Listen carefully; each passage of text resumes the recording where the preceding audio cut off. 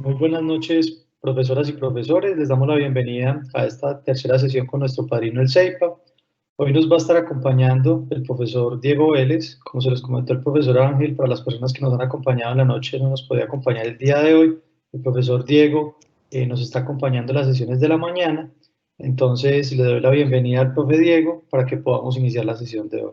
Una excelente noche. Adelante, profe Diego. Listo, muy buenas noches para todos, espero que se encuentren muy bien. Como lo mencionaba el decano Rubén, mi nombre es Diego Alejandro Pérez, soy docente de tiempo completo en la institución universitaria CEIPA, soy formado en el área de la educación, soy licenciado en matemáticas, magíster en educación matemática y doctor en educación también. Es un honor, un privilegio estar aquí en compañía de ustedes, de los señores decanos. Como bien lo mencionó el decano, estuve acompañando en estos primeros días a los profes en la jornada de la mañana y hoy estoy acompañándolos en la jornada nocturna esperando que todos podamos aprender bastante y que estas dos primeras charlas que tuvieron con el profesor Ángel hayan reflexionado en aspectos relacionados con la planeación, los roles de los profesores y los estudiantes y algunos aspectos relacionados con las herramientas que podrían utilizarse.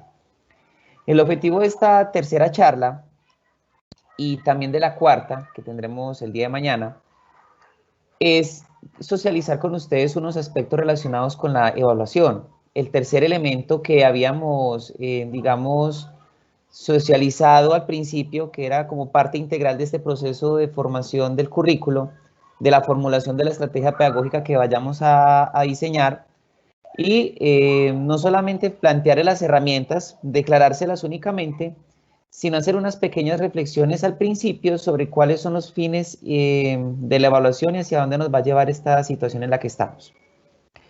A propósito de esa necesidad que tenemos, yo quiero empezar haciendo una reflexión sobre lo que nos ha llevado a hacer, lo que nos ha llevado a repensar esta situación, esta pandemia, esta situación tan peculiar que se nos está presentando a la humanidad.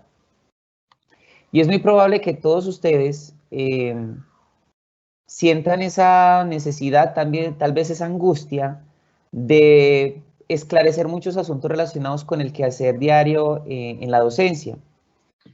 Cuando toda esta situación empezó hace unos meses, hace ya 3 meses, las instituciones de educación básica, las escuelas, los colegios e incluso las universidades vieron que tenían una papa caliente en sus manos. No sabían qué hacer con ella porque a los estudiantes hubo que mandarlos para la casa, a los profesores también, y no sabíamos qué hacer.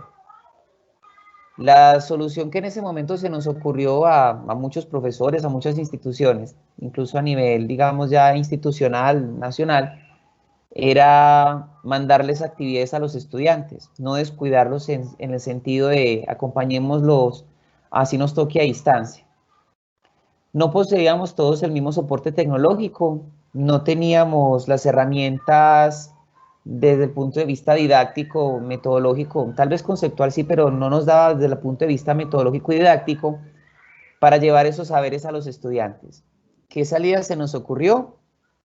Llevarles o mandarles más bien a través de correo electrónico, a veces WhatsApp y otros medios, talleres.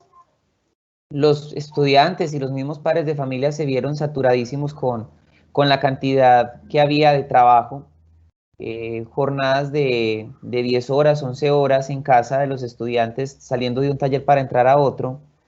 A veces los talleres venían acompañados de una guía de estudio en el que había una parte teórica y después una serie grande de actividades evaluativas.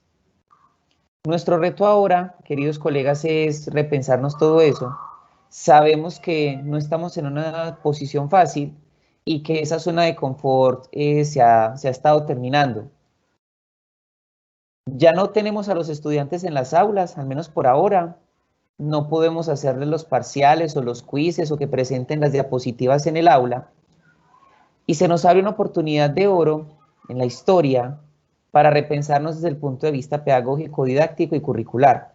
Y por eso el CEIPA está tan contento, en nombre del rector, del vicerrector académico y de los profesores que hemos estado acompañándolos, por compartir algunas experiencias y algunas algunas buenas prácticas, unos aprendizajes que hemos construido a lo largo de nuestra experiencia para que ustedes se apropien de ellos y a través tanto de las transmisiones en vivo como de los videos que están quedando montados en el micrositio de este proceso de formación, a la par con las presentaciones que nosotros los profes hemos estado compartiendo, tengan más elementos de juicio pues para poder plantear un diseño curricular que vaya acorde con sus necesidades y las necesidades de sus estudiantes.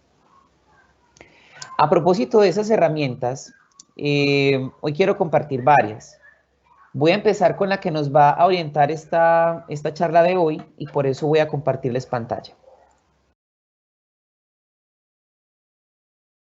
Ustedes pueden ver entonces la presentación que va a orientar hoy nuestra charla, nuestras reflexiones, y está en un complemento de Google, que es el de Slides. Ese complemento, o más bien esa aplicación dentro de Google, tiene unos complementos que se pueden instalar y que nos pueden ayudar a interactuar con nuestros estudiantes al momento de hacer una presentación. Uno de esos complementos se llama Pear Deck. Entonces yo lo voy a activar delante de ustedes. Ya la presentación fue diseñada y tiene algunas diapositivas en las cuales ustedes van a interactuar conmigo. Voy a entrar a complementos, voy a darle a Pear Deck, voy a abrir el dashboard de Pear Deck y ya les voy a decir de qué se trata y cómo vamos a interactuar con él. Pear Deck es una aplicación, por así decirlo, de aula invertida. Puede ser una alternativa muy valiosa cuando yo tengo las presentaciones montadas en un repositorio como Google. Y por medio de esta herramienta yo puedo interactuar con mis estudiantes a través de unos widgets. Por ejemplo, puedo plantearles una pregunta textual, que es lo que vamos a hacer ahora. Puedo plantearles en medio de la presentación una pregunta de selección múltiple. Puedo plantearles una pregunta numérica, puedo pedirles que visiten un website, puedo pedirles que dibujen algo, o puedo pedirles que hagan un proceso de mover entre unas opciones que yo les puedo dar. Hoy vamos a utilizar la función de escribir texto. Para eso, yo le voy a pedir a la plataforma que inicie sesión, que inicie la lección de hoy. Él me da dos opciones. Si es centrada en el estudiante y no tiene que ser de manera sincrónica, él puede ver la presentación como tal solamente, y puede ser centrada en la actividad del profesor y ya sería en tiempo real, porque yo voy a estar acompañando la presentación, yo voy a estar pasando las diapositivas y ustedes van a estar conmigo discutiendo. Voy entonces a iniciar acá.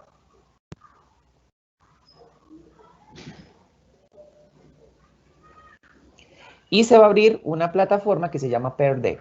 Pear Deck nos va a permitir a través de un link o un código que ingresemos en una página de internet tener acceso a la presentación que yo voy a socializar. Y en algunas diapositivas ya están cargadas unas preguntas para que ustedes las respondan en un cuadrito que se les va a abrir en sus dispositivos, bien sea computador o dispositivo inteligente como celular o una tablet. Vamos a esperar que él arranque.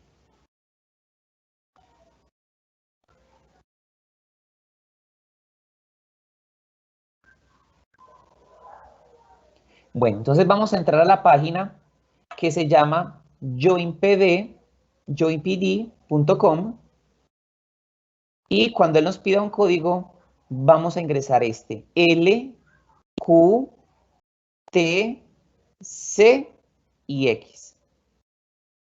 De nuevo, joinpd.com y cuando él nos pida un código, vamos a ingresar ese código, L, Q, T, de tetero, C y X. De hecho, para evitar ambigüedades, él pone una frase donde las primeras letras de cada palabra corresponden al código.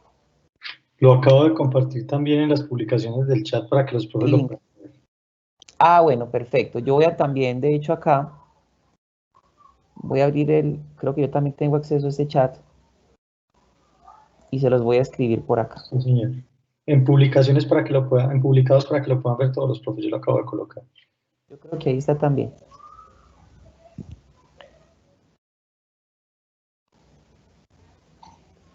Bueno, ya tenemos a una persona conectada. Él me va diciendo aquí en tiempo real cuántos están conectados. Tengo 2. Vamos a esperar un momento entonces a que más colegas se conecten y arrancamos.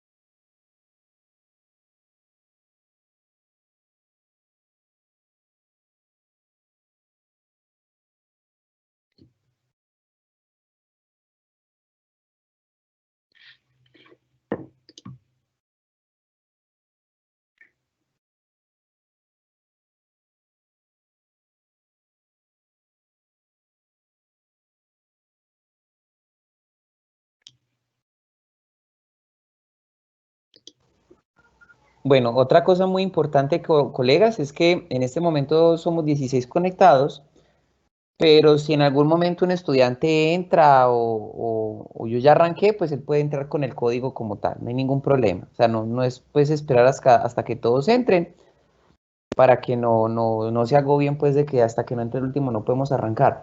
Idealmente, idealmente pues deberían arrancar todos al tiempo, porque se supone que ya en una sesión regular todos han ingresado, pero entonces vamos a empezar. Ya en este momento somos 18, entiendo que ya pasamos de la mitad de los que estamos conectados aproximadamente, así que vamos a arrancar por acá. Muy bien, entonces ya a partir de este momento ustedes están viendo en ese dispositivo celular, en esa tablet o en ese computador, están viendo la presentación conmigo, la tienen en tiempo real conmigo. Vamos entonces a hablar de la evaluación en ambientes virtuales y hay algunos aspectos que vale la pena resaltar. Entiendo que el profe Ángel y yo también pues lo hemos dicho desde el primer día, y es que este planteamiento de un plan académico, de un currículo, entrelaza varios aspectos, entre ellos la evaluación, y esta evaluación va, digamos, en la misma tónica, es coherente con la perspectiva de enseñanza que nosotros tengamos. Es decir, no podemos entender una forma de enseñar en la que la misma evaluación no tenga una coherencia. Si yo planeo unas actividades, tengo un montón de materiales, tengo muchos recursos didácticos, bibliográficos, soy una persona con muchas competencias no sé, para hablar en público o para posibilitar que los estudiantes hablen en público. Yo debería tener unas herramientas a la par que me puedan dar cuenta de esos instrumentos mientras los estudiantes van aprendiendo. Cuando no hay coherencia entre la forma de enseñanza y la forma en la que estoy evaluando, los estudiantes van a empezar a entender a esa evaluación como un mecanismo que está alejado de la propia enseñanza. Y ahí es donde el estudiante empieza a decir en la evaluación de los cursos o incluso a ustedes mismos como profes: yo no siento que usted me esté evaluando bien, no siento que me esté evaluando objetivamente, no me están evaluando lo que me enseñaron o no me están posibilitando dar fe de lo que yo he aprendido, lo que yo realmente aprendí. Una segunda aclaración importante acá es que no existe ni la única ni la mejor manera de evaluar. Nosotros en CEIPA y yo particularmente como profesor, como colega de ustedes, en ningún momento voy a decirles esta es la forma de evaluar o esta es la mejor o la peor, no. Lo que uno hace en estos espacios de discusión y de reflexión colectiva es apuntar unos caminos, mostrarles unos ejemplos, unas buenas prácticas, socializarles unas herramientas y a partir de allí, pues que ustedes vayan decidiendo qué es eh, lo que más les conviene, lo que más se ajusta a lo que ustedes están necesitando. Hay una relación entre el objeto, el instrumento y el objetivo de formación que ustedes están persiguiendo. Hay un objeto de conocimiento, llámese derecho, llámese cálculo, llámese de X o Y manera. Al momento de formular una planeación pedagógica, yo dispongo de unos instrumentos y luego yo verifico si esos instrumentos están a la par de lo que yo declaré pedagógicamente, si eso está relacionado con el con el objetivo de formación que yo estoy persiguiendo. Y por último, pues recordarles algo que ya habíamos hablado en otro momento, y es que un curso mediado por la virtualidad, como es el caso que nos está, digamos, aconteciendo en esta contingencia, no es un curso a distancia. Y por lo tanto, el proceso de enseñanza como el de evaluación implica que el profesor esté también cerca al estudiante, ya no cerca en el contacto físico en una aula de clase, sino a través de estas mediaciones, que se ha vuelto como la novedad ahora, pero que los estudiantes de cierta manera ya venían aproximándose a esas formas de comunicación de unos años para acá. Esos son algunos aspectos importantes. La evaluación entonces hace parte de una dialéctica, de un movimiento entre la planeación y los roles y herramientas. Comprender los roles y la evaluación entran en el marco de una planeación a jugar un papel determinante, Por lo mismo, porque si no tenemos una coherencia entre la forma en la que estamos orientando un saber en el aula de clase, en este caso virtual, y una forma de evaluación, el estudiante claramente se va a sentir marginado. Va a sentir que lo que le están evaluando no tiene nada que ver, no está contextualizado con todo ese discurso tan bonito y tan pertinente que ese profesor nos dijo en la clase. Por ejemplo, yo me gasto horas y horas preparando material para las sesiones propias de la clase, pero al final les tiro una prueba muy estándar, muy común y corriente, en la que el estudiante va a decir, pero venga, si el profesor nos dijo un montón de cosas, ¿por qué no aprovechar también eso para evaluarnos? Es ahí donde entran las herramientas que vamos a socializar hoy y mañana. Vamos a empezar entonces a interactuar a través de la plataforma.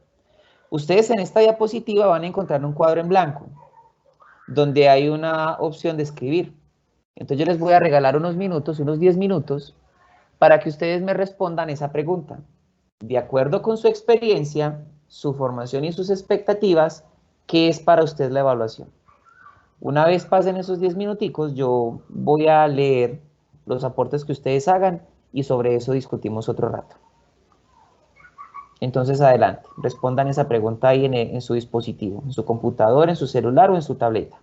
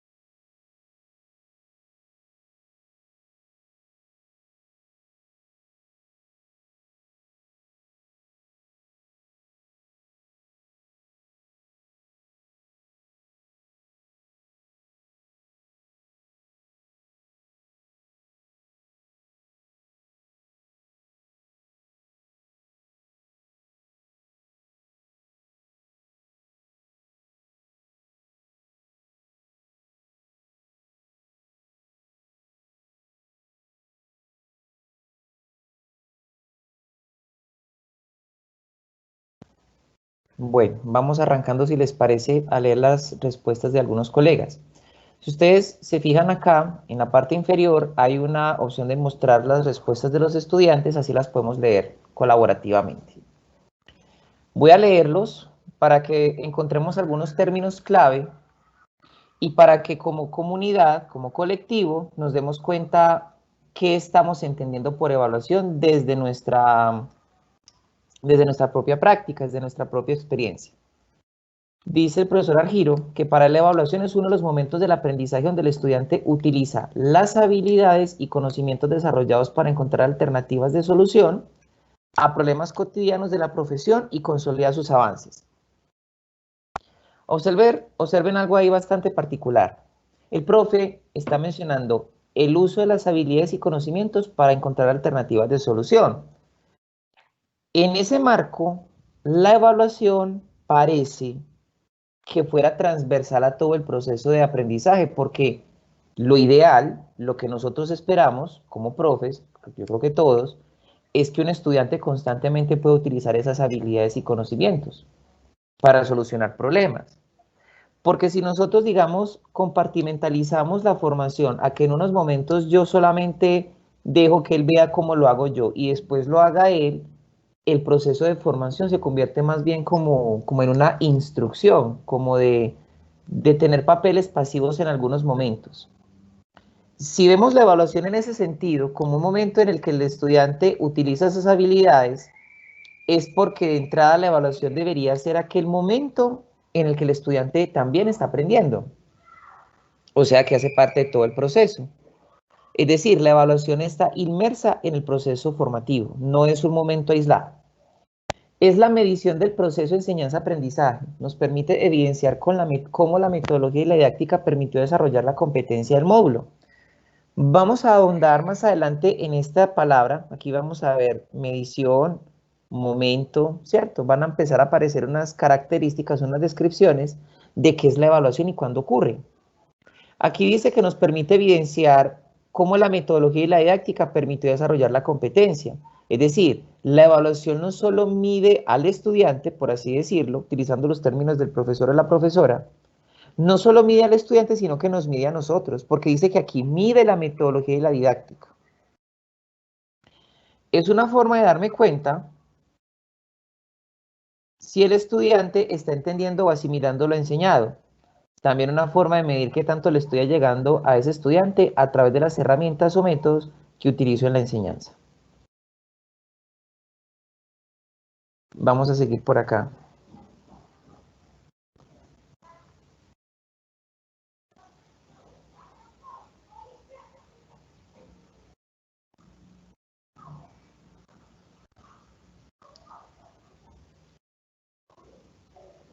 Vamos a leer acá.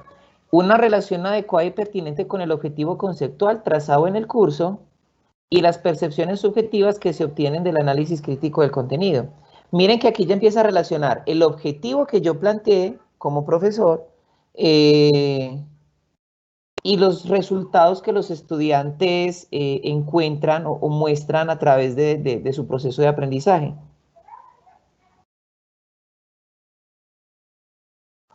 Es un momento de confrontación. Habría que revisar con el profe o la profe confrontación frente, pues, confrontación de qué. Si el estudiante frente al objeto, si del estudiante con el profesor o del estudiante consigo mismo o con sus pares, etcétera, etcétera. Es un mecanismo de validación de conocimiento impartido, del conocimiento impartido versus lo aprendido. Miren que esa es una forma de confrontación también. Es un espacio para reflexionar y aprender también algo nuevo de la temática evaluada. Si la evaluación es un momento de reflexión, tal vez el instrumento que yo estoy utilizando, y no lo voy a generalizar, no me está permitiendo que el estudiante reflexione. Tal vez estoy dando espacios que a él se sienta frustrado o por el contrario con el ego más alto porque le fue muy bien. Entonces la pregunta de trasfondo es, ¿realmente yo estoy entendiendo que la evaluación sirve para reflexionar también y para aprender? Porque uno puede decir, no, pues claro, ellos aprenden de los errores, pero ¿cómo aprenden de los errores? Solo porque ven la nota mala. ¿Qué más le aporto yo al estudiante al momento de devolverle, al momento de retroalimentarlo, pues para que él realmente se dé cuenta que no solo que le hizo falta algo, sino que en el camino aprenda? Se vuelve un aprendizaje también, construya nuevo conocimiento. Una forma debería entender cómo el estudiante percibe y aplica un tema desde lo conceptual y el contexto. Mire que aquí estamos teniendo en cuenta que el estudiante está percibiendo algo. O sea, el estudiante no viene en blanco. El estudiante en el proceso formativo, en el proceso de aprendizaje que él desarrolla, también percibe la realidad, percibe el objeto. La evaluación sirve, entre otras cosas, para ver y entender cómo el estudiante se apropió de lo que está allí, desde lo conceptual y el contexto.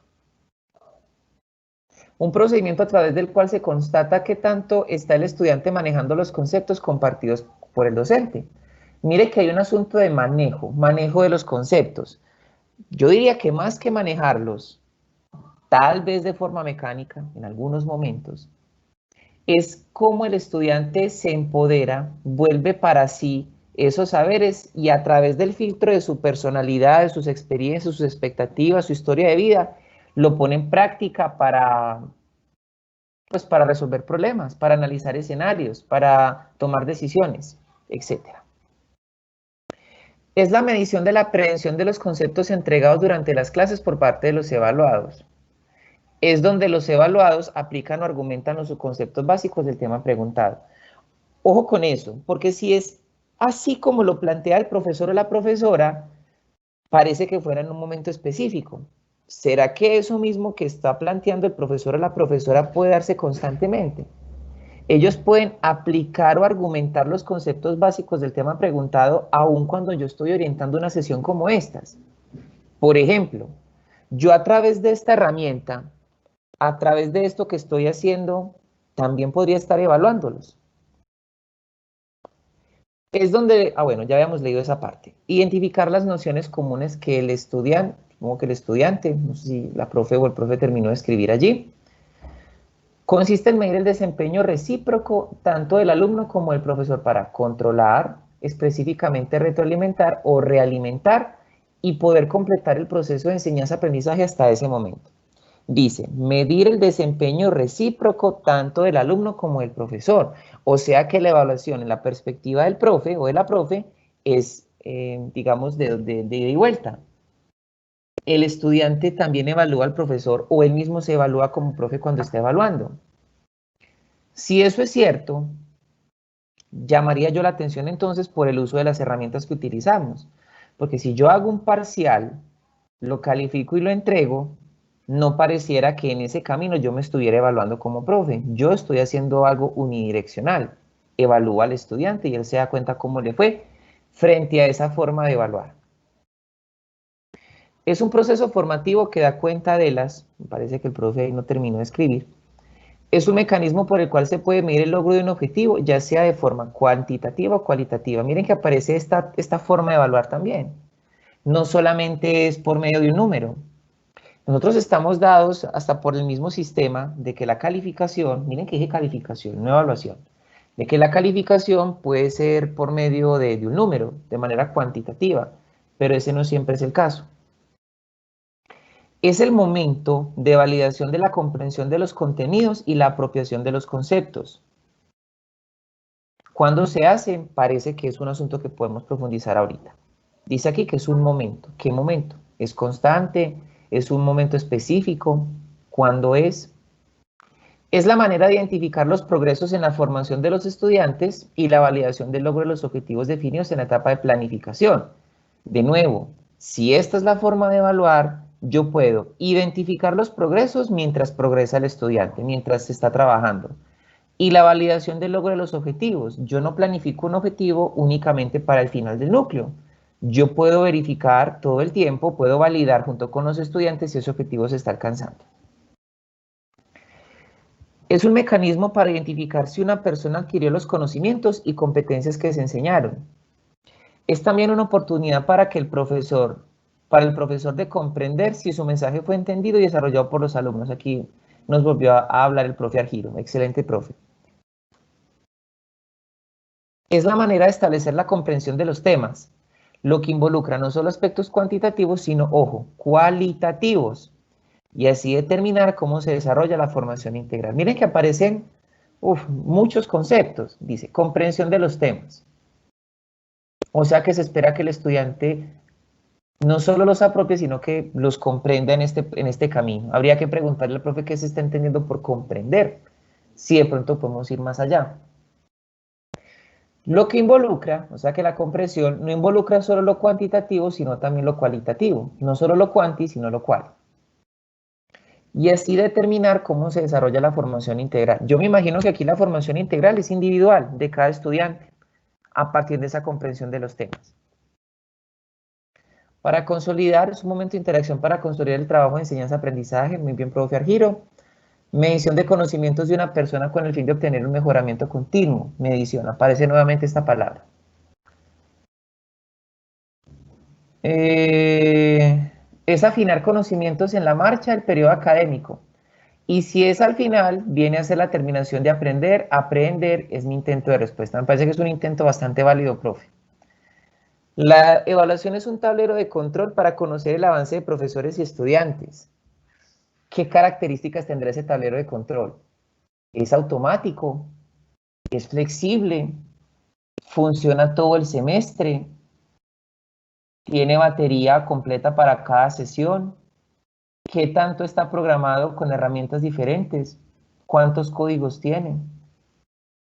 Es un proceso constante en el cual se valora cada uno de los aspectos propios del proceso de enseñanza-aprendizaje. En ese sentido, no solo se evalúa al estudiante, se evalúa el proceso, la estrategia, la pertinencia de los saberes y las actitudes y percepciones. Creo que ya terminé de leer las 22 que van hasta ahora. Casi que ninguno me dijo es lo que se hace al final del curso. Es lo que se hace de manera parcial cada que termina un tema.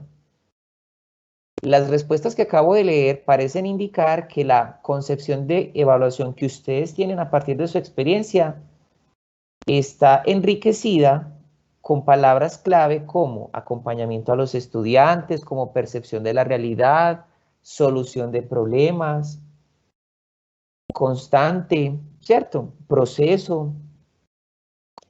Si es verdad que todas esas palabras hacen parte de nuestro discurso al momento de evaluar, con certeza, al momento de planificar las actividades, esas palabras van a aflorar con mayor fuerza, porque van a estar orientadas en la misma tónica en la que yo planeo mis actividades.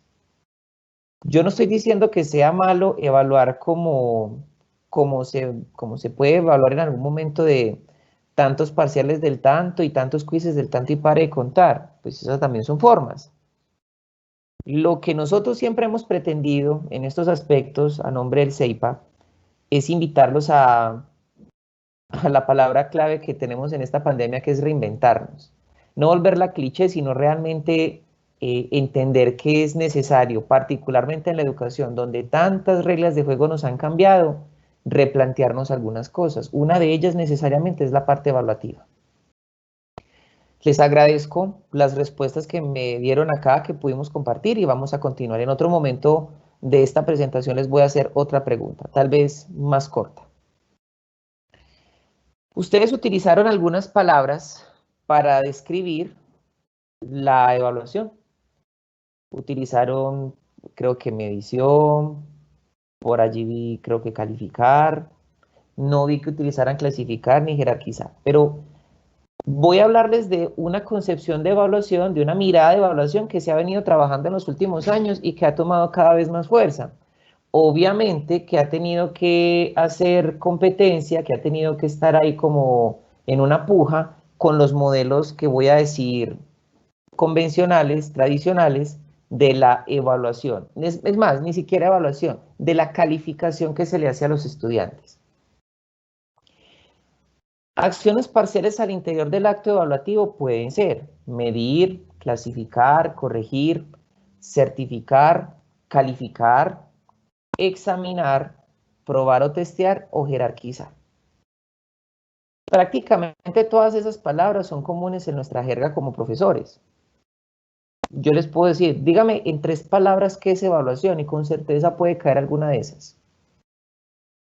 Pero las perspectivas de evaluación que nosotros hemos estado defendiendo en los últimos años entienden que esas palabras, esas acciones, si ustedes se fijan, todas son verbos, todas esas palabras son formas parciales de ver un fenómeno que es más holístico, que es más grande, que es más dialéctico, que está lleno de contradicciones y que está permeado de condición humana.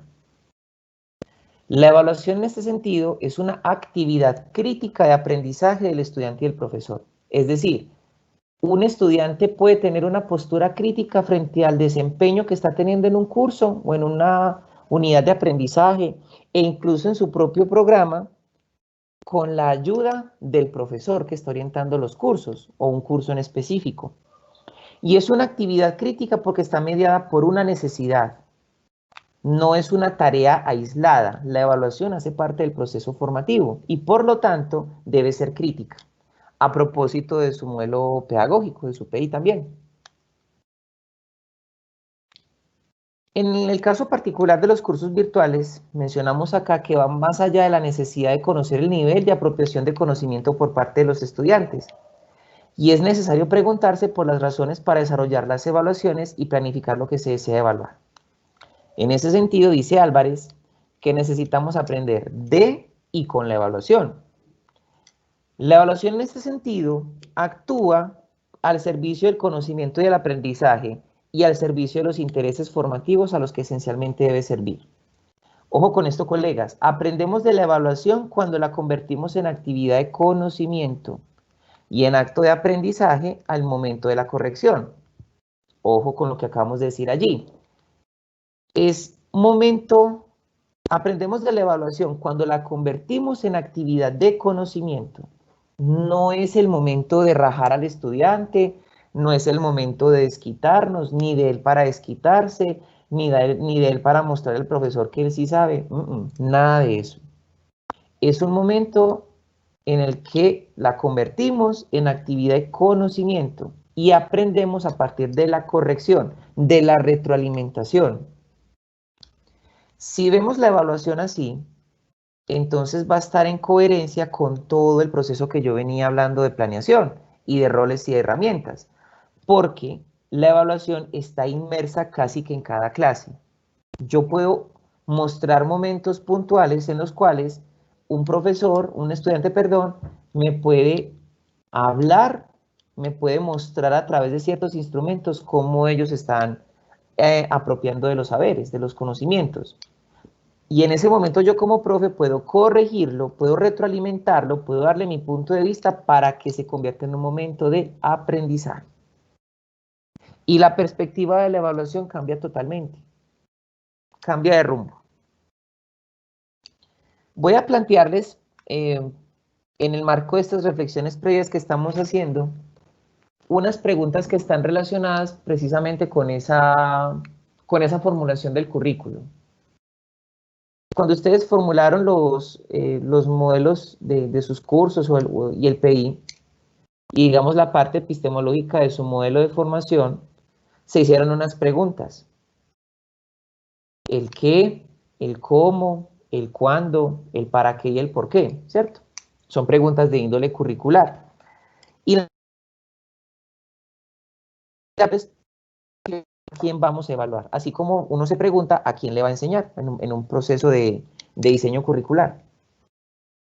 ¿Qué tanto conoce usted a los estudiantes, profe? ¿Qué sé yo como profesor de mis estudiantes? Sé cómo aprenden, sé cómo se aproximan ellos a ese conocimiento, sé si son kinestésicos, sé si son más auditivos o son más visuales. Profe, yo tengo que conocer a todos los estudiantes en ese sentido. No, no los tiene que conocer a todos. Pero probablemente a través de la interacción que usted tenga con ellos en las aulas de clase, en las sesiones normales de clase, usted pueda tener una idea de cuáles son las características de esos estudiantes. O, si usted quiere hacerlo más general, pues usted por el perfil del área de formación, de ingeniería, de derecho, de licenciatura, de economía, de los programas que haya en la universidad, usted puede tener una idea de cuáles son esas características de los estudiantes. ¿Cómo se relacionan mis estudiantes con el objeto de conocimiento?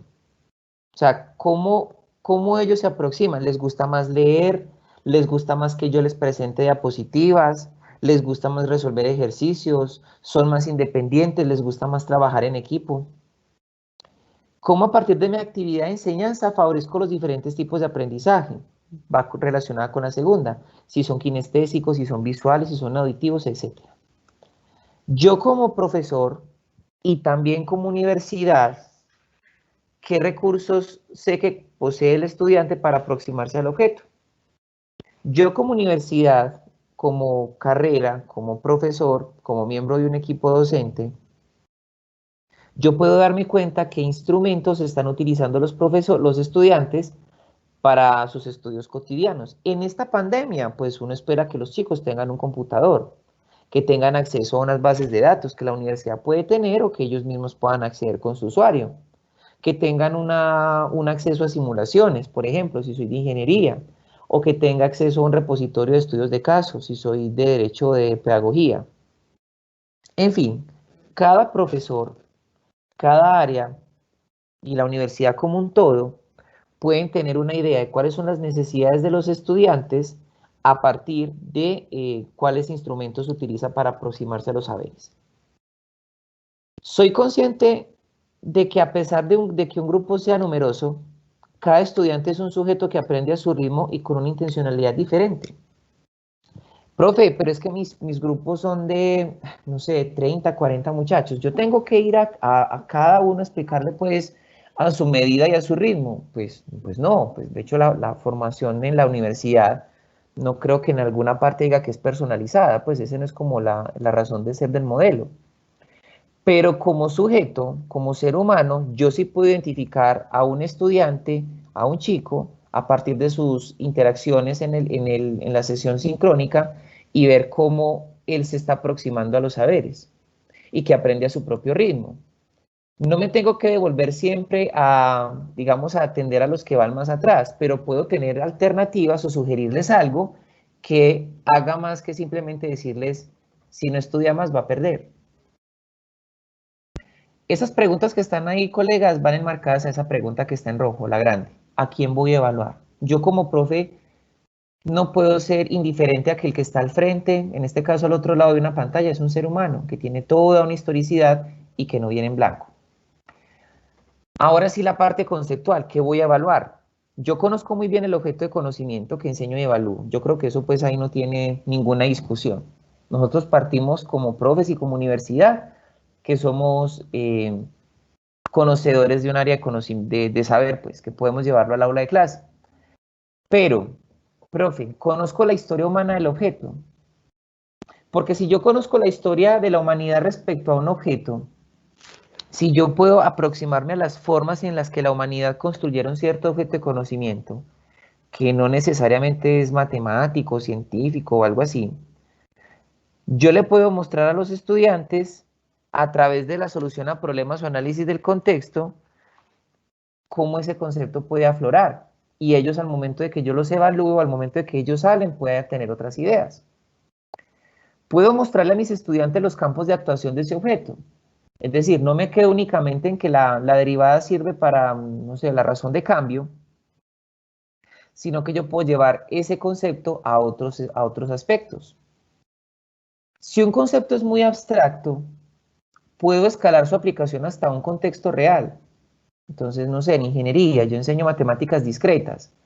Tal vez en un contexto muy particular yo no lo pueda aplicar así como tal, pero los desarrollos que se han venido haciendo en ese curso o en esa área de conocimiento pueden escalarse en la matemática o en la ciencia hasta llegar a un punto en el que yo diga, esto fue la base para llegar hasta allá. Puedo recrear una situación real o ficticia desde donde el concepto emerja y se convierte en una necesidad para el estudiante, ojo con eso, necesidad para el estudiante, y no una imposición del sistema educativo, comillas, aquí lo puse para un ingeniero, pero va para cualquier área, porque todo ingeniero debe saber esto, porque no se puede volver la respuesta como para salvarnos y salirnos al paso al estudiante. Profe, pero entonces, pues ¿esto para qué? Ah, no, pues todo ingeniero debe saber eso. No, un momentico. ¿Por qué un ingeniero debe saber eso? Porque perpetuamos los saberes.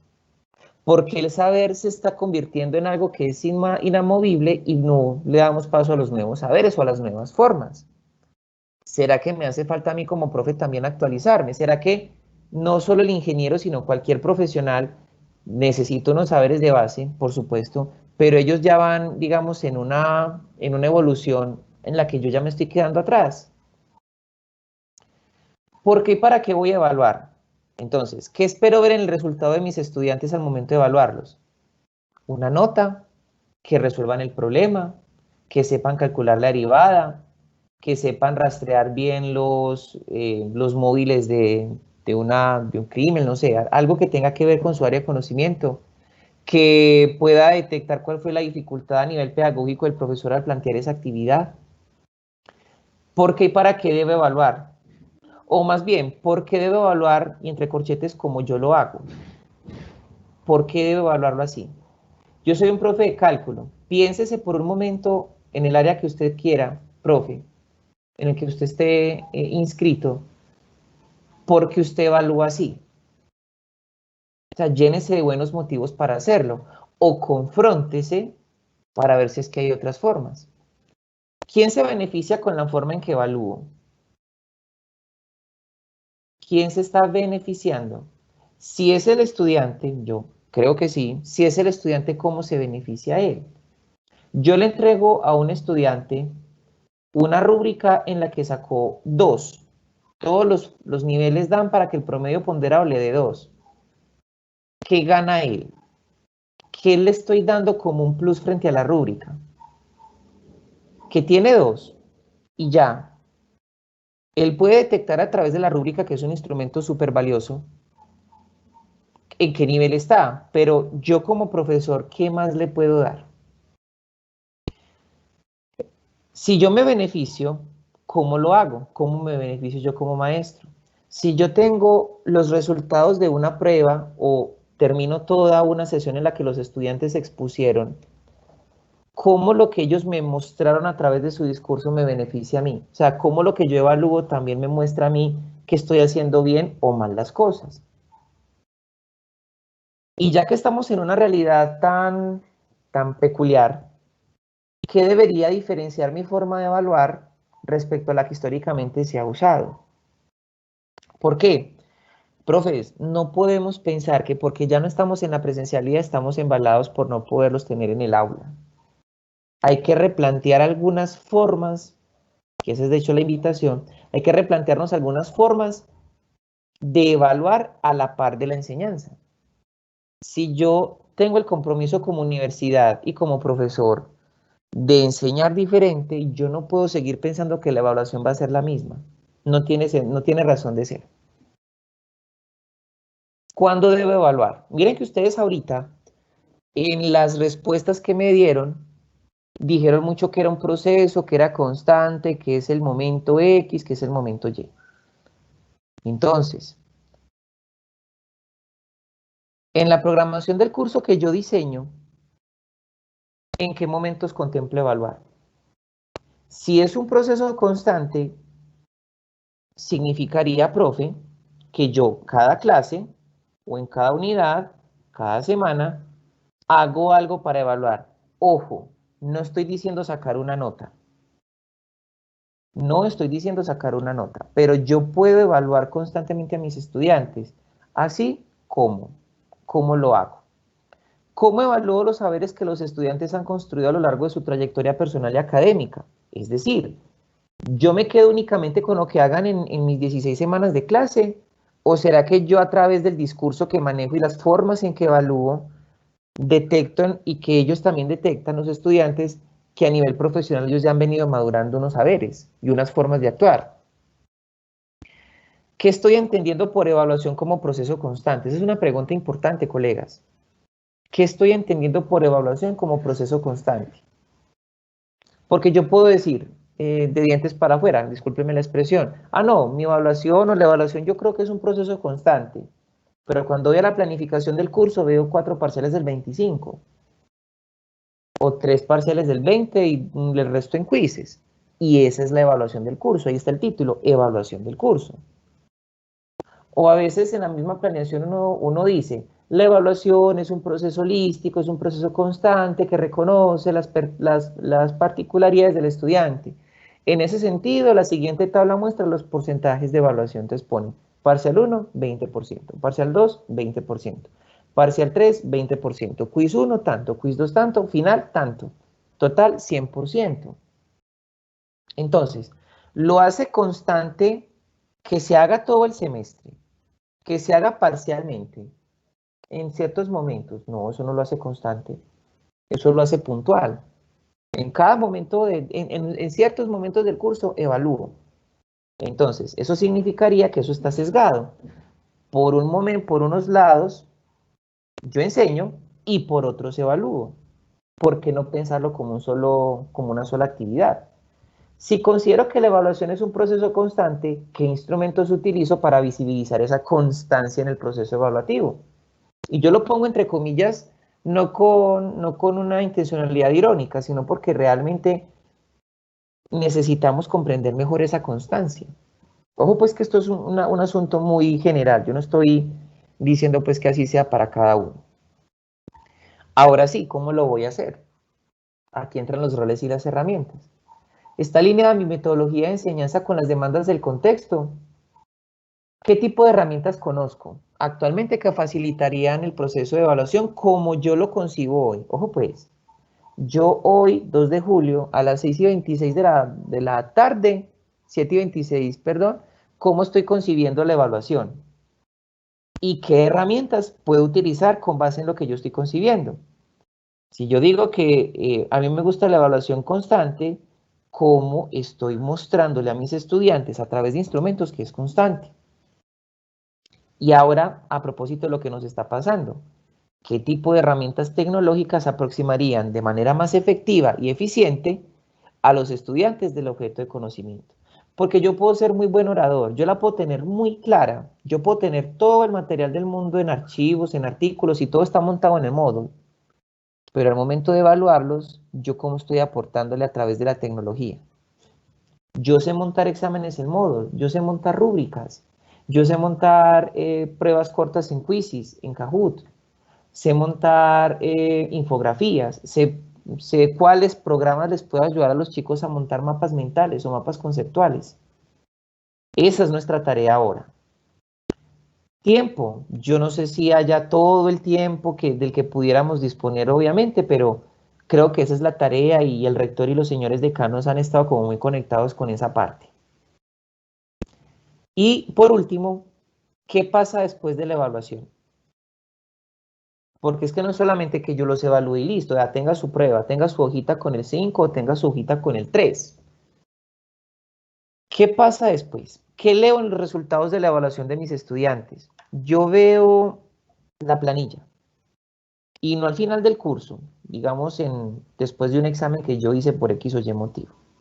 Y yo veo unas notas que siguen cierto comportamiento, no tengo pues que calcularle media, desviación estándar, ni nada de eso, sino que yo con ver de manera global las notas digo, estos muchachos les fue muy regular.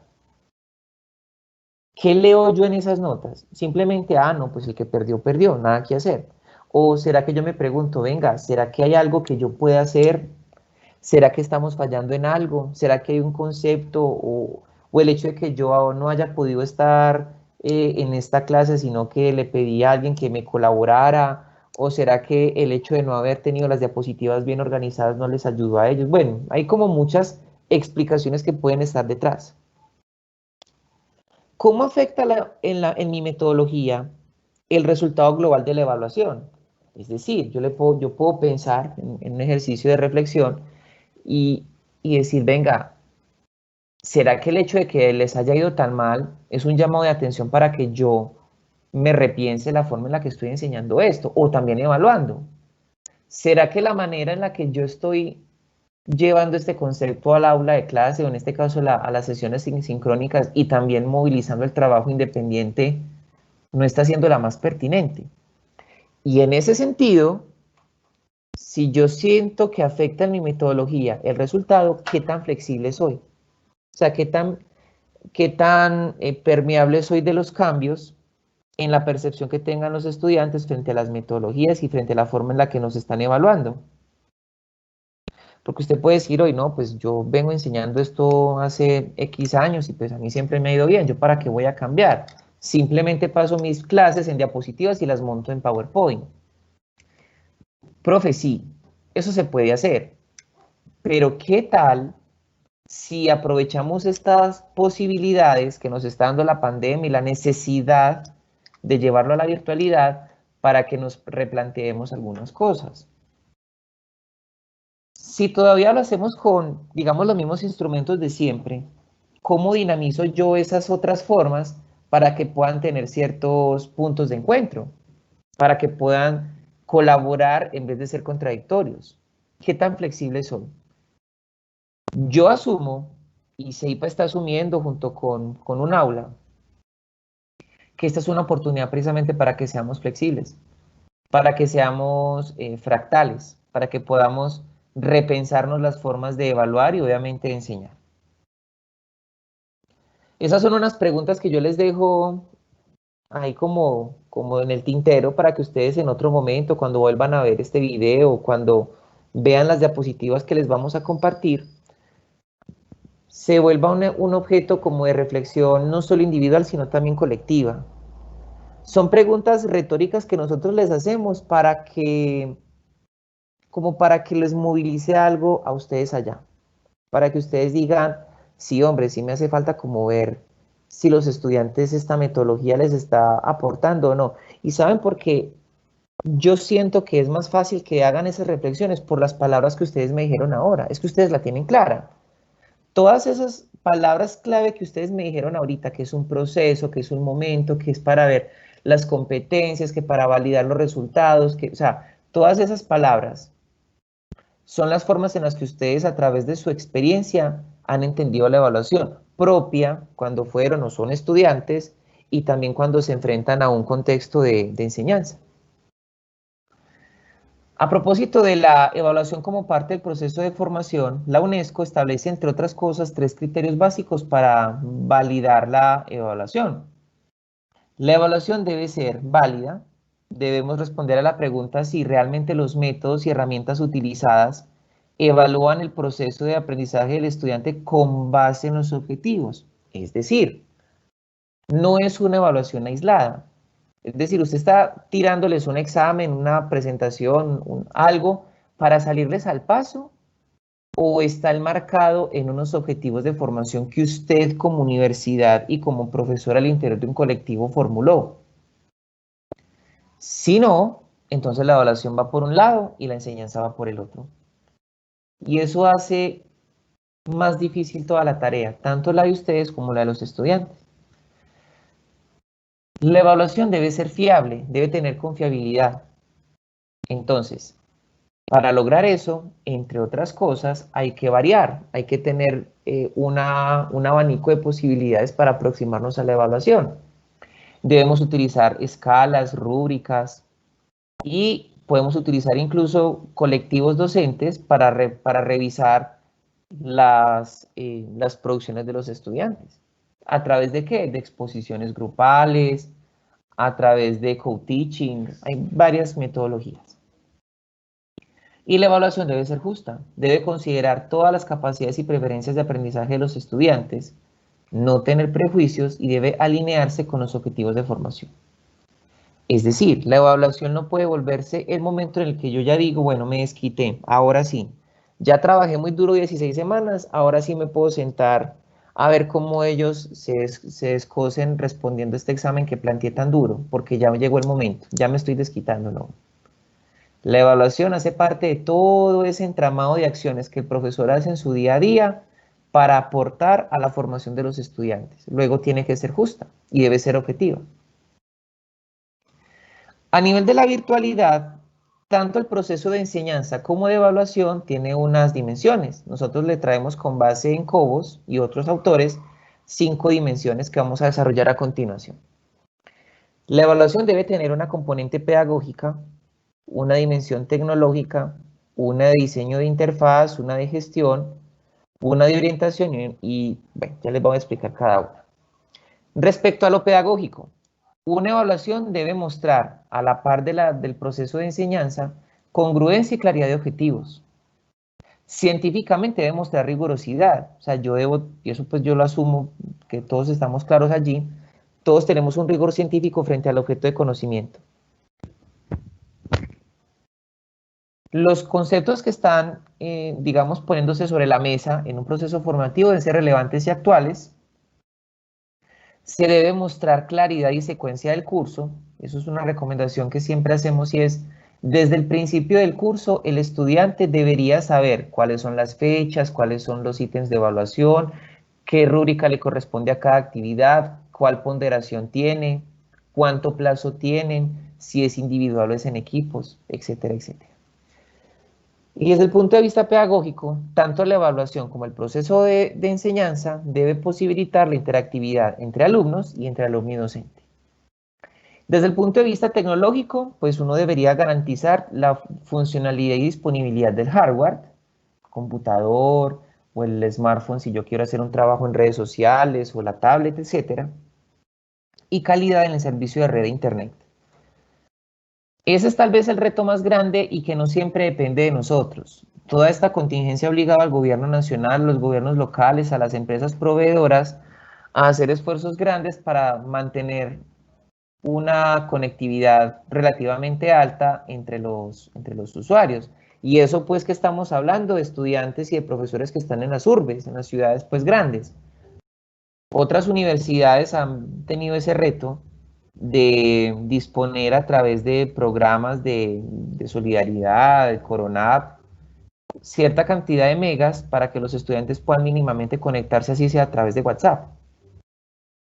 A nivel de formación y evaluación, debe haber una interfaz, una disponibilidad de plataforma, ustedes como profe tener un tiempo de respuesta prudente para los estudiantes, que ustedes en el diseño del material y que en el diseño pues de la planeación, de la navegabilidad por el campus, los chicos vean una interfaz fácil de navegar y que sea amigable. Ustedes deben tener constantemente, y los estudiantes también, un acceso oportuno al curso en línea. Ahí la parte de tecnología de la universidad les colabora bastante.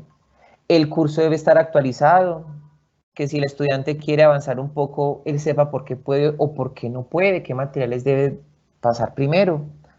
Y lo que nosotros les recomendamos es que siempre se haga una introducción al curso, es decir, que lo primero que ellos vean cuando el curso arranca es un video corto o una presentación corta si de pronto no le tiene mucha fe a la cámara, en la que ustedes se presenten y en la que presenten a grandes rasgos el curso. Nosotros solemos hacer eso para que un estudiante primero sepa quién es el profesor, o sea, lo ve ahí, porque pues obviamente en la presencialidad ya no se puede. Y que sepa cuál es el discurso en el cual se van a centrar en el espacio de aprendizaje, en la asignatura. Y es otra forma, colegas, en la que el estudiante va a notar que es un curso mediado por la virtualidad, pero no es un curso a distancia. Un aspecto tan básico como poderle yo como estudiante escribir a mi profesor al correo y que él me responda, eso ya, colegas, eso es bastante valioso para ellos y para nosotros. A propósito, la dimensión de la orientación implica una atención oportuna al estudiante, una actitud del profesor obviamente, y que esa actitud del docente motive al estudiante a empoderarse de estos saberes y de esta forma nueva, nueva para la mayoría, no tan nueva para otros, de aproximarse a los objetos de conocimiento. Vámonos para otra pregunta. Vamos a utilizar tres palabras a partir de lo que hemos escuchado. Tres palabras para caracterizar la evaluación que usted realiza actualmente. ¿Usted cómo la describiría? Yo le digo, dígame en tres palabras para cómo es su evaluación. Vamos a utilizar pues no somos muchos, vamos a utilizar de 7 a 10 minutos para responderla.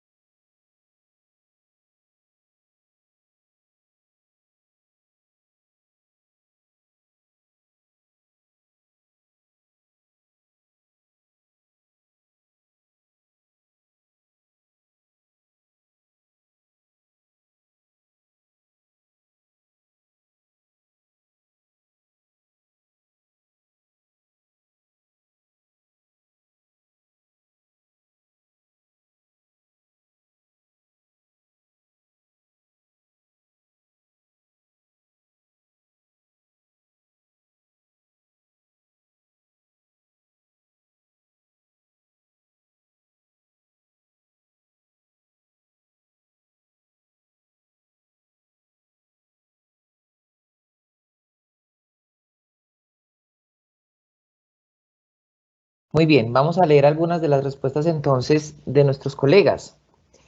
Con base en lo que ustedes han mostrado en esos procesos de formación, me dicen acá que las palabras clave que utilizan son acompañamiento, retroalimentación y desarrollo, momento, interacción y aprendizaje, caracteriza a otro profesor o profesora la evaluación como pertinente, analítica y práctica. Bueno, las palabras que utiliza el profesor, bueno, está hablando aquí particularmente de abogados, creativas, reflexivas y argumentativas, excelente. Pensamiento crítico, pensamiento reflexivo, crítico y original. Aportes, claridad, estudiante, palabras claves de este profesor o esta profesora. Continua, retroalimentación y reflexiva. Conocimiento, lectura y casos, excelente, me encanta esta metodología. Sencilla, amplia y actual. Maravilloso. Disruptiva, consciente y contextual. Constante, integral y objetiva. Acumulativa, individualizada, ética y reflexiva. Miren que son términos bastante pertinentes. Ahorita vamos a ver si esta forma acumulativa aplica siempre o en qué casos se pueden repensar un poco. Individualizada también. Y eso sí no tiene discusión, debe ser ética y reflexiva. Debe ser constante, integral y criterial. Debe ser no, es en el ámbito del profesor o la profesora bajo estas tres características. Actualidad, crítica y construcción. Robert dice objetiva, tradicional y temática.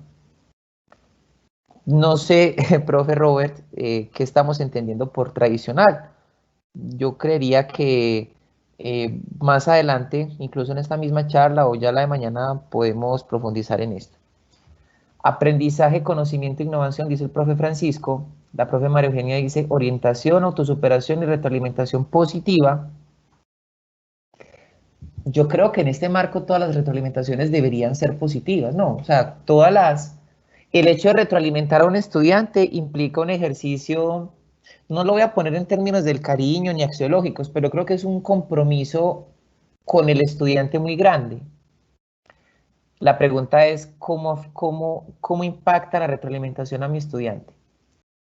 Coherente con el tema enseñado, medición, retroalimentación, aprendizaje, reflexión, construcción y variada, participativas, constructiva y concertada.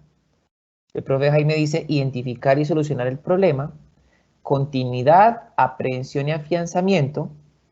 Y por aquí me dicen formativa, flexible y contextualizada. Maravilloso. Miren todas las expresiones, todos los adjetivos que pueden utilizar para caracterizar a sus evaluaciones.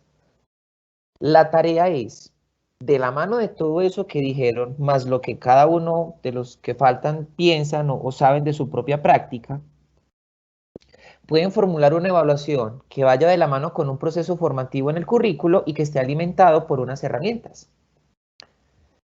Vamos a clasificar bajo ciertos criterios a la evaluación. Tenemos aquí, según el momento, según la finalidad, según el enfoque, la extensión, el sujeto que evalúa y el tipo de instrumento. Nos vamos a centrar en esta charla y en la de mañana en unas características. Digamos que la parte gruesa va a ser el instrumento, que es en lo que nos vamos a centrar ya mañana. Vamos a hablar a continuación de la finalidad y del sujeto.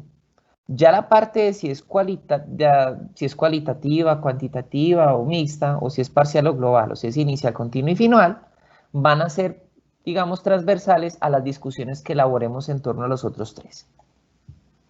Bueno, hagamos la clasificación desde acá. Según el momento, la evaluación puede ser inicial, continua o final. Válidas las tres. Digamos que de la mano del momento puede ir la finalidad. Puede ser diagnóstica, formativa o sumativa. Vamos a hablar en un momento de esa finalidad. El enfoque, como les había mencionado anteriormente, puede ser enfoque metodológico. Puede ser una evaluación cuantitativa, cualitativa o mixta.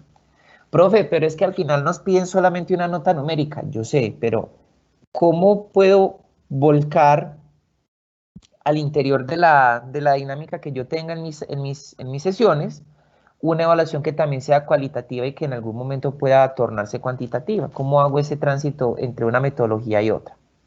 Por la extensión puede ser parcial, que es pues, obviamente una que utilizamos mucho, o la global. O sea, como un instrumento, ojo, dije instrumento, no examen.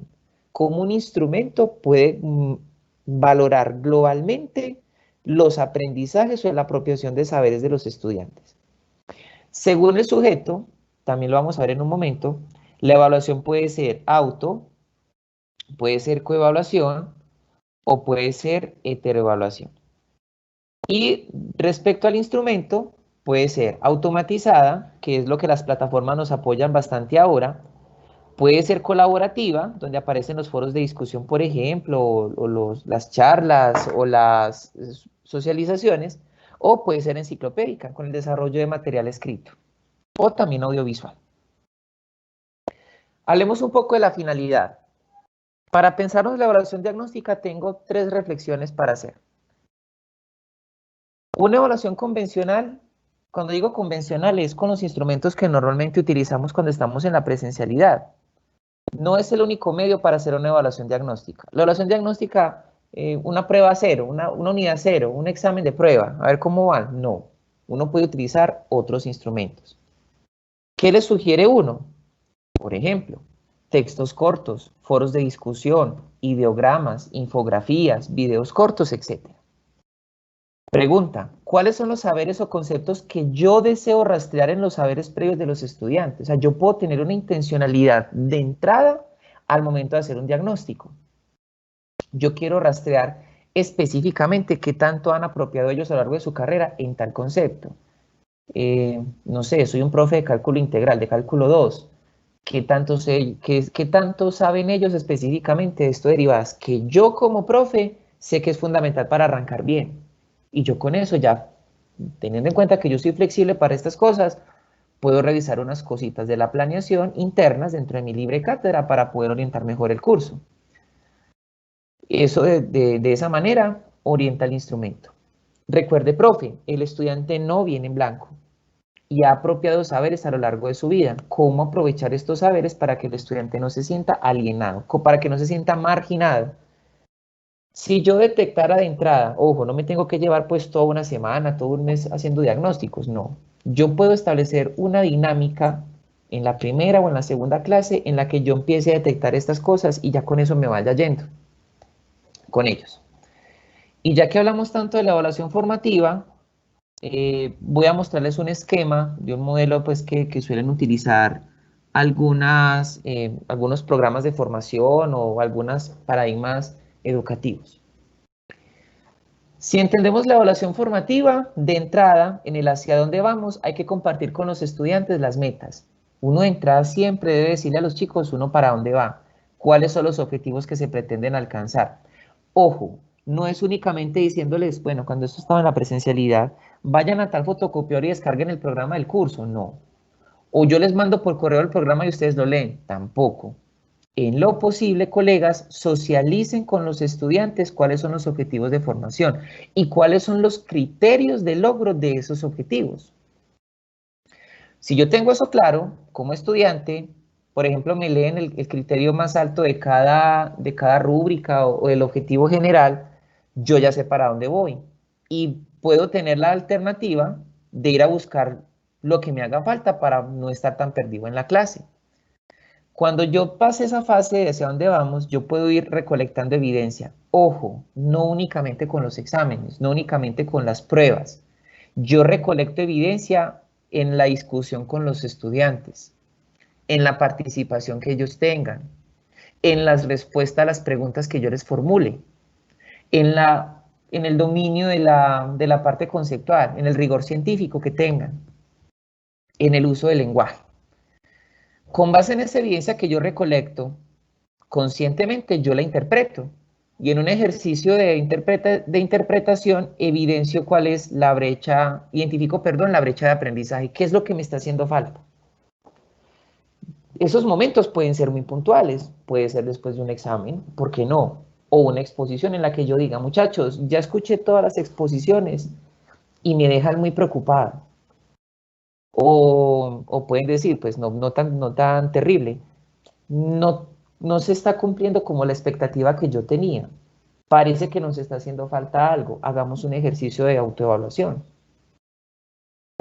Yo puedo retroalimentar a mis estudiantes y decirle, luego identificar la brecha que nos hace falta y con base en eso ajustar la enseñanza, ser flexible. Con base en eso vuelvo, hago el ciclo de retroalimentación y recolecto nuevamente evidencia y vuelvo y arranco.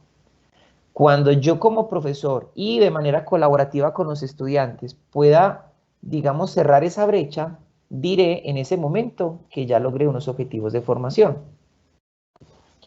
Porque nosotros decimos mucho, es que la evaluación tiene que ser formativa, pero es que pues, nadie le dice a uno cómo hacerla. De hecho, modelos como estos hay bastantes y uno, pues, cada objeto de saber es diferente, cada metodología es diferente, cada público, cada estudiante es diferente. ¿De cuál me apropio para poder llevarla a las sesiones? Y la evaluación sumativa, yo aquí les pongo que no la podemos satanizar, es decir, no podemos decir que porque ya estamos diciendo que la evaluación tiene que ser constante y un proceso y todo muy bonito, entonces que ya la sumativa es mala, no. La evaluación sumativa no significa que solo tiene en cuenta el resultado, el último. Yo puedo trabajar un caso o varios casos al final de un curso en el que yo retome todo lo que hicieron los estudiantes. Y no tiene que ser un examen. Y puede mostrar incluso los argumentos de los estudiantes de otra manera. Una evaluación sumativa recoge todo el proceso.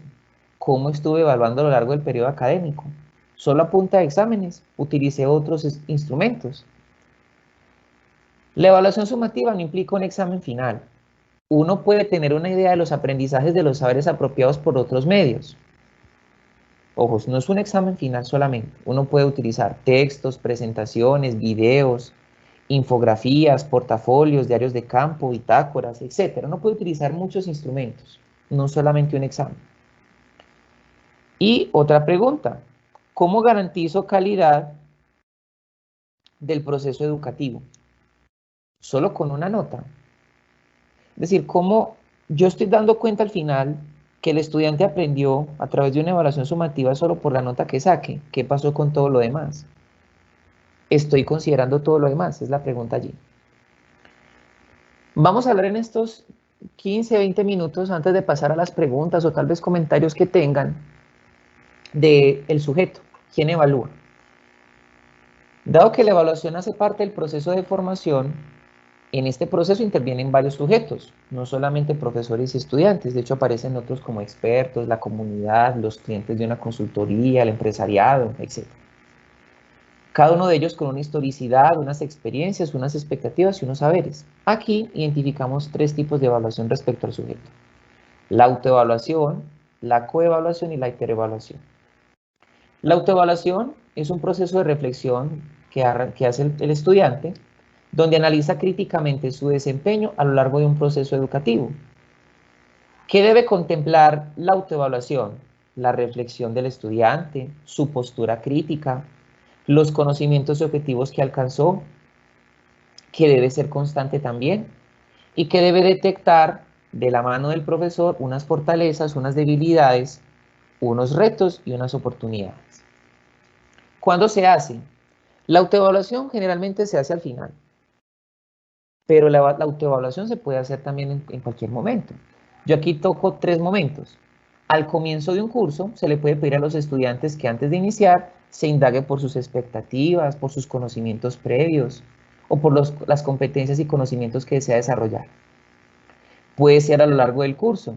A lo largo de las sesiones yo le puedo preguntar a los chicos cómo se sienten, cómo vamos, qué le hace falta. ¿Siente que en esta clase o en esta unidad le fue bien, le fue mal, le faltó algo? ¿Qué le faltó? Muéstrenos, cuéntenos, haga un video corto, hágame una diapositiva, hágame una infografía, hágame un ideograma, hágame un mapa mental. Y al finalizar, que es el momento más común, se analizan los objetivos alcanzados, los no alcanzados y los retos que quedan. ¿Qué ventajas tiene? Implica una postura crítica y reflexiva del estudiante. Le posibilita al estudiante mirar críticamente qué objetivos no ha cumplido. implica que el estudiante no solamente se ponga la nota, pilas con eso. O sea, no es decir a los estudiantes, bueno, para la próxima clase me traen en una hojita la nota que se van a poner. No, hay que justificarla. Porque la autoevaluación no es solo la nota que va a salvar al estudiante, él no la puede ver así. Y si se hace de manera constante, la autoevaluación posibilita a los estudiantes una revisión del alcance de los objetivos. No solo al final, es que ya al final, ¿para qué? Desventajas y precauciones. Una precaución, o más bien una desventaja, es que se puede ver como el momento en que el estudiante se arregla el promedio, es donde cuadra caja. Ah, no importa que saque poquito porque la autoevaluación me pongo 5 y ya, quedo listo.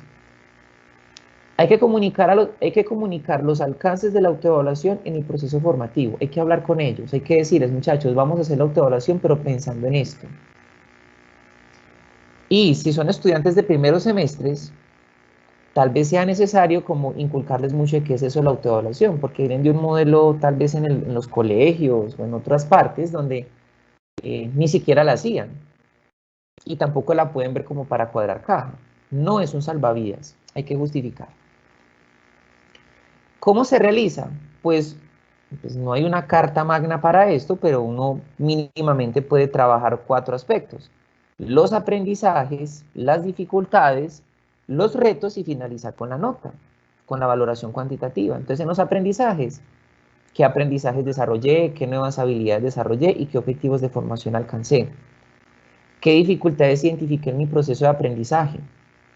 ¿Qué siento que me faltó profundizar o aprender? ¿Y qué posibles causas hay para esas dificultades? ¿Qué retos quedan? ¿Qué puedo hacer para superar esas dificultades? ¿Qué retos quedan en adelante frente a los cursos que me esperan y frente a mi carrera? ¿Y cómo impactan estos nuevos saberes a mi comunidad? Y ya al final, luego de recoger todo eso, bueno, ahora sí, hay que justificar con base en esas preguntas esa valoración cuantitativa. ¿Qué recomendaciones finales hace uno para la autoevaluación? Primero, dialogar bastante con los estudiantes, decirles por qué y para qué se hace. Promover a través de ese diálogo la reflexión sobre los aprendizajes. O sea, no diga si vino mucho a clase o no. O sea, no es solamente si participó o no, usted aprendió. Usted siente que sale de este curso o que está en el desarrollo de este curso, porque se puede hacer en el desarrollo o al principio. Usted siente que está aprendiendo, usted siente que se está empoderando de los saberes que estaban acá. Siente que está cumpliendo los objetivos. No ponga un porcentaje inocuo para la autoevaluación. Es decir, no le ponga el 5%, perdón, no le ponga el 1%, el 2%. No le ponga un porcentaje que el estudiante más adelante diga, pues yo para qué voy a presentar esto. No imponga su criterio ante el criterio del estudiante. No se puede. O sea, si el estudiante hace un ejercicio autónomo y reflexivo, respete la nota que él ponga.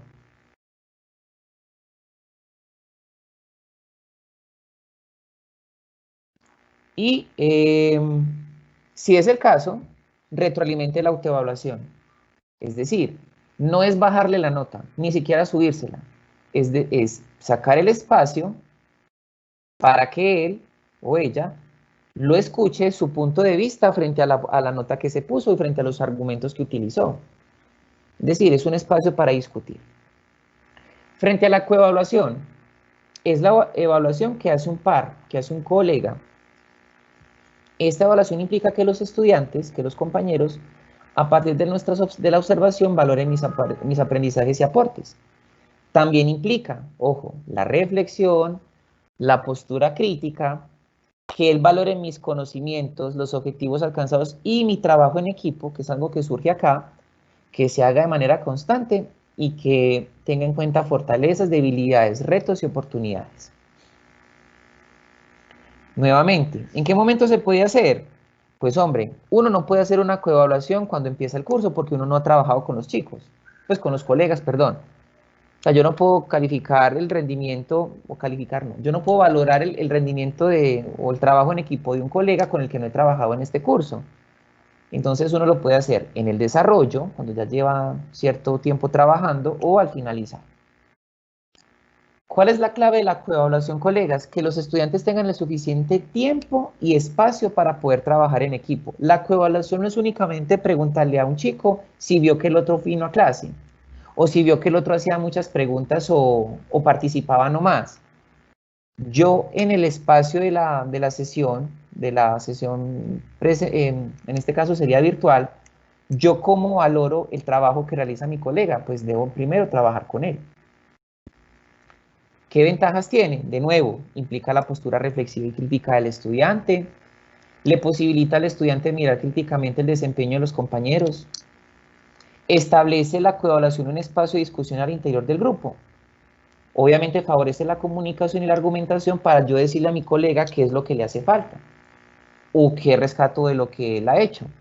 Y aporta al desarrollo de los sujetos a partir de la voz y la experiencia de los otros. Desventajas y precauciones. Si yo estoy trabajando en el equipo con mi mejor amigo, no creo que de entrada yo le ponga una mala nota. Hay que evitar que sea subjetiva. Por argumentos personales a favor o en contra, un estudiante podría hacer una coevaluación sesgada. Y nuevamente, para los estudiantes de primeros semestres puede ser necesario dialogar sobre las implicaciones de la coevaluación. Ojo, no es un salvavidas para mi amigo, ni la condena para los colegas que no trabajaron en el semestre. Siempre debe primar la objetividad. Y ya, bueno, ¿y cómo se realiza?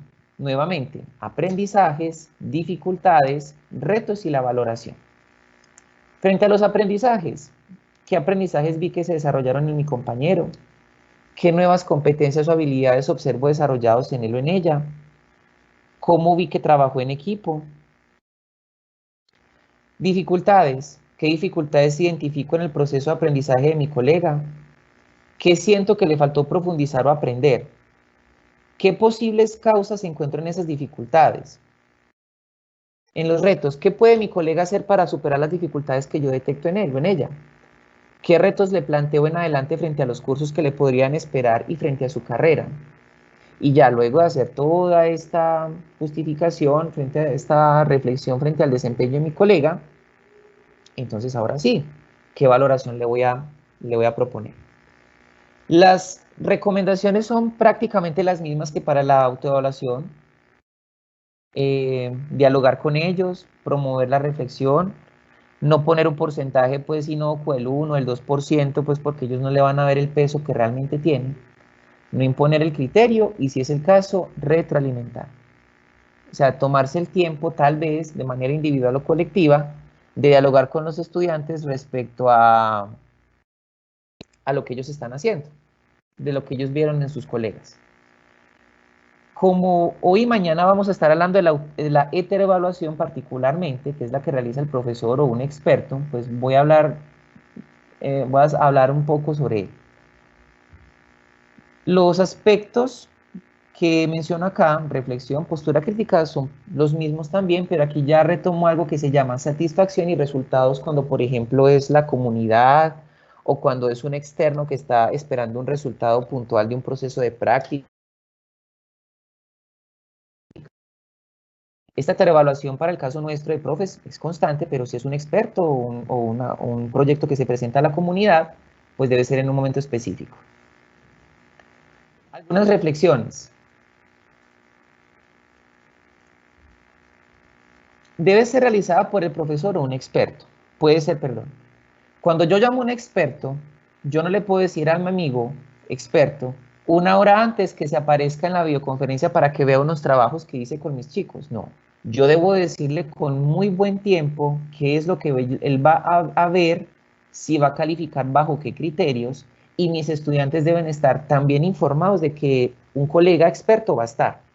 Si es con una comunidad porque estoy presentándoles un proyecto o es un cliente porque es una consultoría empresarial. Sea cual sea el motivo por el que un experto venga, primero debo avisarle con tiempo y segundo yo debo informarle a mis estudiantes que él va a estar, por qué y para qué y cómo va a intervenir. Si como un experto que solo va a escuchar o como una persona que va a tener un criterio de calificación. Obviamente suele tener una ponderación mayor a la autoevaluación y la coevaluación. Eso pues no se puede desconocer y eso no es malo.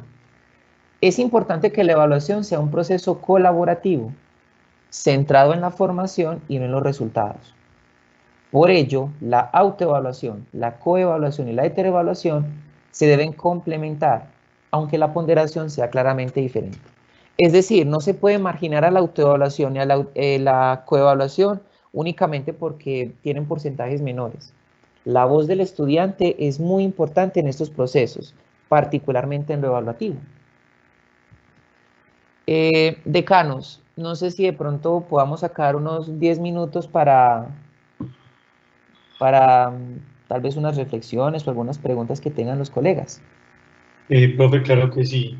En este momento, realmente preguntas no tenemos todavía en el chat. No sé si los profes las quieran colocar las dudas que tengan. Creo que hay una pregunta del profesor Gustavo Ruiz que había hecho a las 8:04, cómo evitar que la autoevaluación se convierta en un acto de autocomplacencia, pero pues creo que fue ampliada en el tema suyo. Si la quiere trabajar, Sí, creo que fue ampliada en el tema que se expuso después. de acuerdo. Hasta el momento no tenemos más preguntas. Entonces, si les parece, mientras las van formulando, les quiero mostrar dos cositas más Claro que sí. para que aprovechemos el tiempo. Bueno, aquí de nuevo, ¿qué evaluar entonces? Cuando hablamos de la heteroevaluación, ¿qué se puede evaluar? Los aprendizajes de los estudiantes, la apropiación de los saberes, el logro de las competencias y los resultados de aprendizajes. Si es el caso, trabajo en equipo, uno esperaría que sí. Si es un externo, con base en un instrumento claro y objetivo, y se valora también el uso de los saberes intra e interdisciplinarmente. Un instrumento que es transversal a todos estos que estamos viendo acá, a la prueba objetiva, a los proyectos, a las preguntas intercaladas, a la prueba adaptativa autoadaptada que vamos a trabajar mañana, los foros, las rúbricas, y todos estos que están acá, es la rúbrica. La rúbrica como instrumento de retroalimentación no es la única, pero es una que nosotros le sugerimos por la capacidad que tiene de unificar criterios, por la claridad y la objetividad que maneja. La rúbrica es una matriz, normalmente es de doble entrada, donde se comparan los criterios con los niveles que han alcanzado los estudiantes frente a unos objetivos que se han formulado.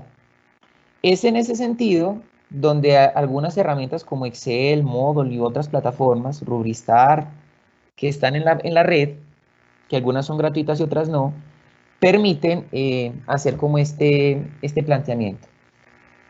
Una rúbrica puede ser analítica u holística. Una rúbrica analítica es en la que yo tengo para cada nivel y cada criterio un descriptor. Cada criterio tiene una ponderación, no pueden ser iguales, se dice calcularía una media aritmética básica. Pero la clave de la rúbrica analítica es que los criterios, los descriptores, perdón, dentro de cada criterio, dentro de cada nivel, deben ser lo suficientemente claros para que el estudiante no sienta ambigüedades frente a lo que le están evaluando. Por ejemplo, si uno de los criterios era el número de citas, yo tengo que dejar claro en cada nivel cuántas citas debo poner, entre tantas y tantas o exactamente tantas. Hay que evitar palabras como muchas, como algunas, como unas cuantas, como pocas, porque el estudiante ahí tiene ambigüedad y va a decir, profe, pero es que ¿qué tantas son 20? ¿Qué tan poquitas son 8? Mientras mejor redactada esté una rúbrica, más objetividad garantiza. Miren que es una matriz de doble entrada relativamente fácil y la posibilidad que le da al profesor es que frente al desempeño que observa en cada criterio puede señalar los niveles, el estudiante va a saber en qué nivel está y si está automatizada, pues eso asigna un valor, un número. Eso se multiplica por la ponderación y genera una nota. Y si es holística, también tiene unos criterios, pero ya no tiene unos descriptores preestablecidos, sino que frente a la valoración que él haga del criterio, él escribe un texto, no tiene que ser muy largo, pero solo sí lo suficientemente concreto para que el estudiante sepa cómo le fue en ese criterio. Hay que ser exhaustivos en el sentido de los hallazgos que uno hace frente al criterio, no dejarlo en el aire tampoco porque es holística. Y luego pues dar una valoración en una fila que esté al final en la que ya multiplique por el porcentaje y ya después saque una nota. ¿Qué ventajas tiene? Es objetiva, tiene criterios claros y puede servir para varios tipos de instrumentos. O sea, yo puedo utilizar la misma naturaleza de rúbrica para todos los foros de discusión, porque yo los criterios para un foro de discusión los tengo claros y son casi los mismos. La frecuencia de participaciones, el hecho de utilizar aportes coherentes desde el punto de vista, o rigurosos desde el punto de vista científico, etcétera, etcétera. Quería mostrarles esto porque ya el profesor Ángel, mañana, en la sesión de la noche, ya va a entrar en el detalle de estas herramientas y les va a mostrar las ventajas, desventajas y cómo pueden utilizarlas en sus planeaciones. Entonces, decano, no sé si ahora sí hay alguna pregunta o algún comentario. No, no, señor, no tenemos preguntas en el chat, profe. Queríamos agradecerle por la sesión de hoy. Realmente una sesión que nos sigue generando muchas herramientas para lo que estamos viviendo en este momento y para todo el ejercicio que estamos realizando. Sí, yo creo que, Rubén, qué pena interrumpirte. Una de las cosas que quizá se ha hecho mucho énfasis es en el tema de la concepción de la evaluación, inclusive desde la misma cuando empezamos estos procesos formativos y de cualificación. Y el PEI habla muy taxativamente que la evaluación no es un proceso represivo. El modelo sociocrítico va en contravía de lo que, igual, es uno de sus teóricos, Foucault, hablaba sobre el dispositivo de control. Lo que pasa es que nos hemos quedado solamente en esa concepción de dispositivo de control, de ese tema de vigilancia, de castigar y bueno, etcétera, todo este tema. Pero es que hay muchos dispositivos, todos no son de control. El dispositivo puede ser un dispositivo participativo, lo que se ha denominado como dispositivos didácticos, dispositivos en términos democráticos, que se habla ahora en el tema de la evaluación democrática, o lo que se denomina también como la evaluación sostenible, o la sostenibilidad en la evaluación, que lo que se pretende es precisamente que no evalúes el momento y la prueba, sino que establezcas todos esos elementos, todas esas habilidades y esas capacidades se queden instaladas para que el estudiante se pueda autorregular posteriormente, porque no siempre va a tener el profesor para tenerlo encima y que va a decir cómo, si lo hizo bien o lo hizo mal. En la vida real va a ser el jefe o quizá no va a ser el jefe, o lo que se ha denominado que será su propio jefe, ¿cierto? Entonces, la evaluación, inclusive desde la perspectiva sociocrítica, tiene que girar a estas concepciones. A un asunto de autoaprendizaje, lo que también se ha denominado como aprender a aprender. Y yo escuchaba, y cuando el profesor Diego mencionaba el tema mencionaba las participaciones de los profesores, que cuáles eran las características o los sinónimos con que se asociaba la evaluación. Y pues yo leía cosas muy maravillosas y yo pensaba, bueno, la evaluación, qué bueno que sea así. Pero también es muy cierto que también nos falta mucho camino por recorrer. Entonces, yo considero que es una buena oportunidad para hacer esos cambios. Por ejemplo, el tema de los MOOC, el tema de la evaluación compartida, la evaluación de pares, la evaluación colaborativa, el generar todas estas interacciones van a generar que esa evaluación sea una acción sostenible en el tiempo. Eso está muy unido al tema de la evaluación por competencias, los resultados de aprendizaje, que los resultados de aprendizaje están dirigidos o están enfocados a lo que el estudiante va a hacer, no lo que el profesor quiere que el estudiante le repita o le recite, sino cómo el estudiante, a partir de ciertas estrategias y ciertas herramientas, logra acceder y logra construir su propio conocimiento. Ahí va muy unido al tema del aprendizaje significativo. Entonces, es una oportunidad muy valiosa para que esta concepción de evaluación pueda trascender y logremos lo que la gran mayoría de los profesores dijeron en sus valoraciones y en sus expresiones. Y unido a lo que dice el PEI, que eso es una cita de un profesor nuestro, incluso el profesor Salcedo, de que la evaluación no es un ejercicio punitivo, no es un ejercicio de persecución, no es represivo, no, es formativo y ya pues el profesor Diego muy bien nos amplió y nos dio algunas pistas muy importantes con respecto a esto de lo que implica lo formativo dentro de la evaluación, dentro de la enseñanza y dentro del aprendizaje. No, al profesor Diego, pues muchas gracias por todas estas claridades en términos a estos procesos tan vertebrales y vitales y sensibles, que es quizá el proceso más sensible dentro del proceso de enseñanza y aprendizaje, que es la evaluación. Claro que sí. No, muchas gracias a todos ustedes. Obviamente, pues como les digo, es un honor estar acá. Ya mañana culminamos este proceso, pero no sobra decir que queda abierta la invitación a que nos busquen o nos cuenten si tienen alguna duda particular y estamos como universidad para apoyarlos en todos estos procesos. Muchas gracias, profe. Les agradecemos mucho a todos. Les deseamos una feliz noche y mañana entonces nos volvemos a ver a la misma hora. Muy bien, un abrazo para todos. Cuídense. Mismo, que estén muy bien.